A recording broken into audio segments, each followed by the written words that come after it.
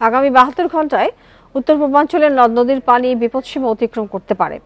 বন্যা পূর্বাভাস কেন্দ্রের শঙ্কা, এই সময়ে সিলেট, সুনামগঞ্জ এবং উত্তরাঞ্চলে স্বল্প মেয়াদী বন্যা দেখা দিতে পারে। কারণ আবহাওয়া অফিস পূর্বাভাস দিয়েছে, আগামী ৩ দিন উত্তর পূর্বাঞ্চল এবং উত্তরাঞ্চলে ভারী বৃষ্টির সম্ভাবনা রয়েছে। এখন জন্ম সনদ দিয়ে খোলো বিকাশ স্টুডেন্ট অ্যাকাউন্ট। নিজের বিকাশ নিজে কর।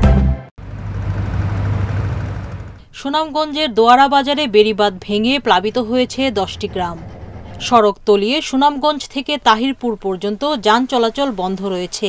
উজানের ঢল ও বৃষ্টিতে তৈরি হয়েছে বন্যার শঙ্কা। তার উপর আগামী 3 দিন রয়েছে বৃষ্টির পূর্বাভাস। হতে পারে সম্ভব, যে বন্যা চলছে আমরা একটা চিন্তা আছি, কি করব। রাস্তার পানি গড় ঢুকবার সম্ভাবনা আছে আমরা। সিলেটের ওপারে ভারতের চেরাপুঞ্জিতে 24 ঘন্টায় বৃষ্টি হয়েছে 441 মিলিমিটার। এতে বন্যা পরিস্থিতির অবনতির আশঙ্কা করছে পানি উন্নয়ন বোর্ড। বৃষ্টিপাত যদি উজানে অর্থাৎ চেরাপুঞ্জিতে অব্যাহত থাকে, তাহলে আমাদের যে নদ নদী আছে পানি বৃদ্ধি পেতে পারে এবং যে বিভিন্ন পয়েন্টে বিপদসীমা অতিক্রম করতে পারে। তবে যেহেতু মাঝারি ধরনের বৃষ্টিপাতে ভারী বৃষ্টিপাতের পূর্বাভাস আছে, সেক্ষেত্রে বিপদসীমা অতিক্রম করলেও খুব বেশি স্থায়ী হবে না। সুনামগঞ্জে সুরমা নদীর পানি এরই মধ্যে বিপদসীমা ছাড়িয়েছে।